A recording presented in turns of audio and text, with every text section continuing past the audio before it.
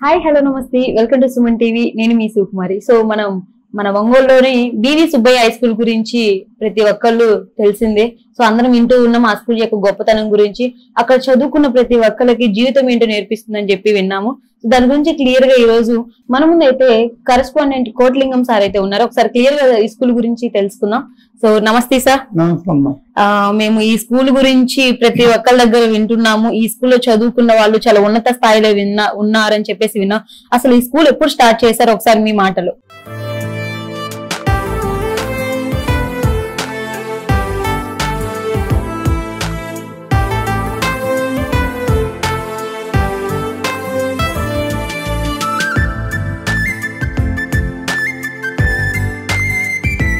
School 1963లో ఒంగోలులో రామనగర్లో మొదట స్థాపించారు.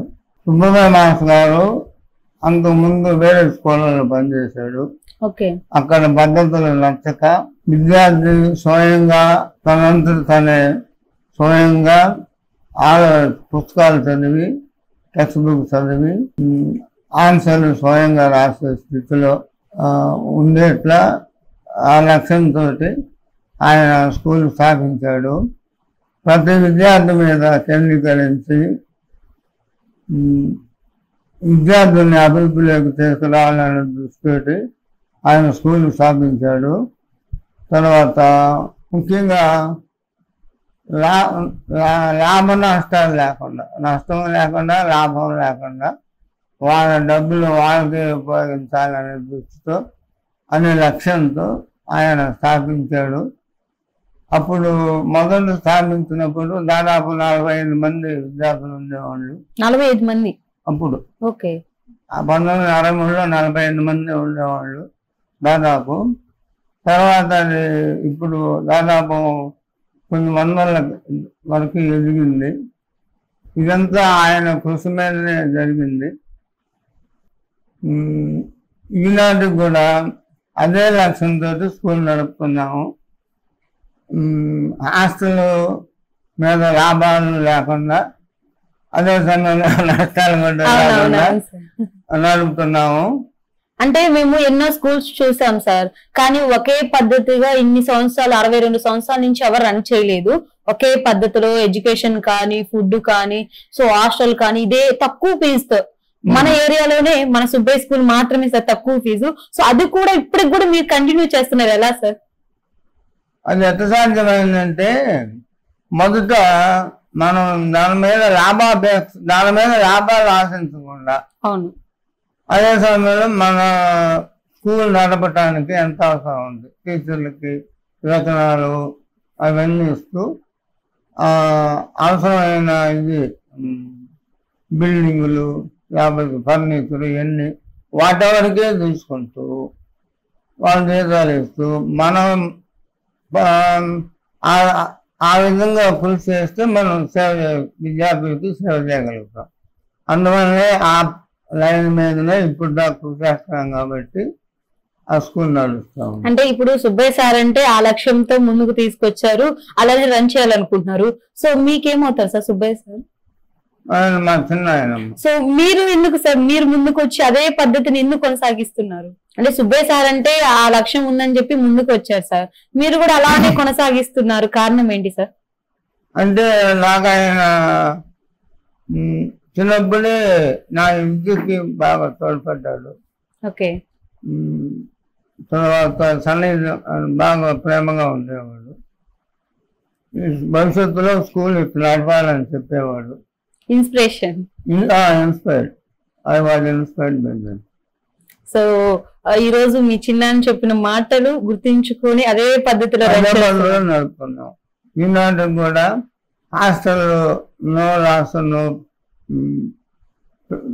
ప్రాఫిట్ అంటే డివైడింగ్ సిస్టమ్. మొత్తం వస్తువులన్నీ మన అమౌంట్ ఎంత అయిందో టోటల్ ఖర్చు పిల్లల సంఖ్య చేత నెంబర్ ఆఫ్ డేస్ బట్టి డివైడ్ చేస్తే వచ్చే అమౌంట్ పిల్లల మీద చేస్తాం.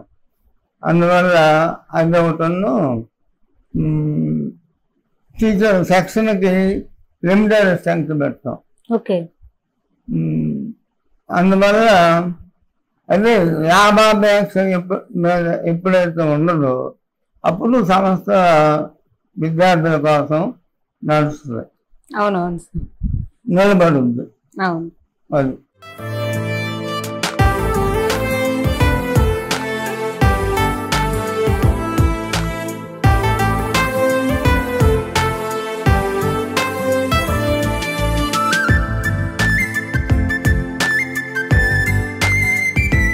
సార్ ఇక్కడ చదువుకొని వెళ్ళిపోయిన వాళ్ళు చాలా రంగాల్లో ఉన్నారు, అంటే లేని రంగం లేకుండా ప్రతి ఒక్క రంగంలో ఉన్నారని విన్నాము. కానీ ఎప్పుడైనా వచ్చి మిమ్మల్ని పలకరిస్తూ ఉంటారా సార్ వాళ్ళు? అప్పుడప్పుడు వస్తుంటారు. ఓకే. వచ్చి కలుగుతుంటే నేను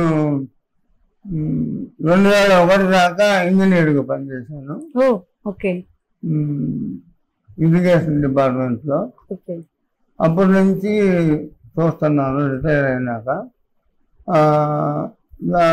అప్పుడు నుంచి అప్పుడు అంతకు ముందు చదివిన వాళ్ళు చాలా తర్వాత చదివిన వాళ్ళు కూడా అప్పుడప్పుడు వచ్చి కలుస్తుంటారు.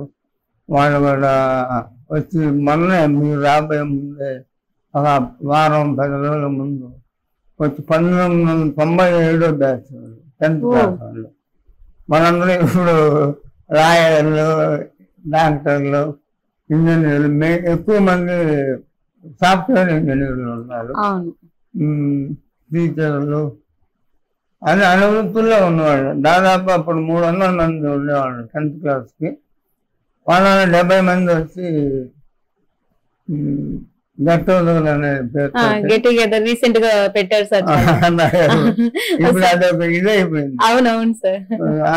పేపర్లో కూడా చూస్తుంటాం పూర్వ విద్యార్థుల మీటింగ్లని. అవునవును. అట్లే దాదాపు 2-3 సంవత్సరాలకు ఒక బ్యాచ్ వస్తుంది. మొన్న కూడా చూసాం సార్, అందరూ వచ్చేసి ఆ స్కూల్లో బెల్లు కొట్టేసి వెళ్ళిపోతూ ఉన్నారు సార్.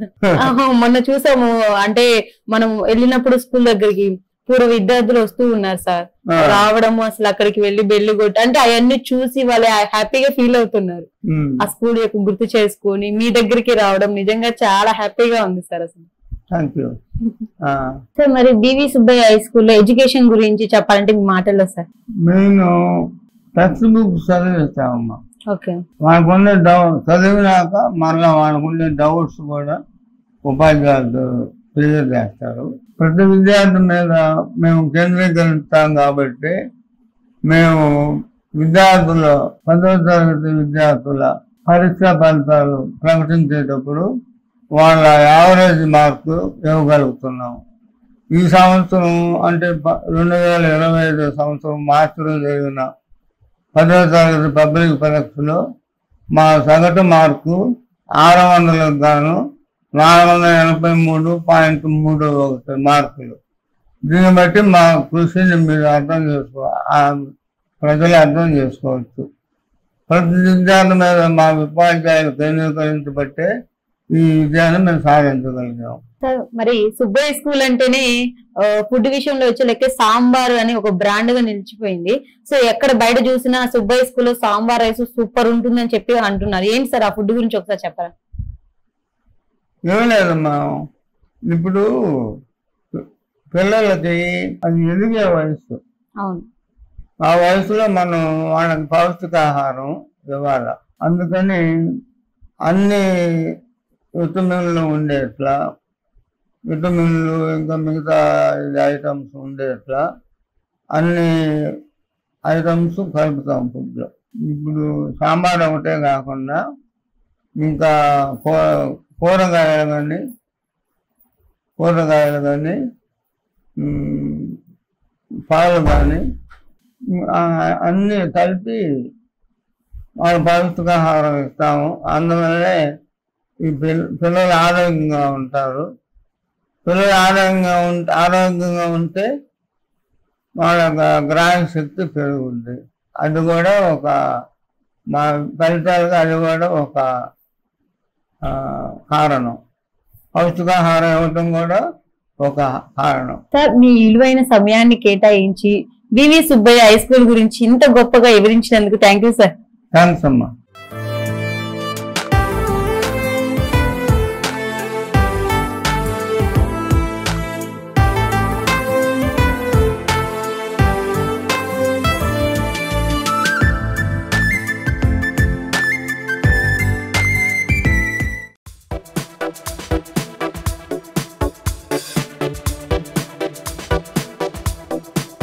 Thank you.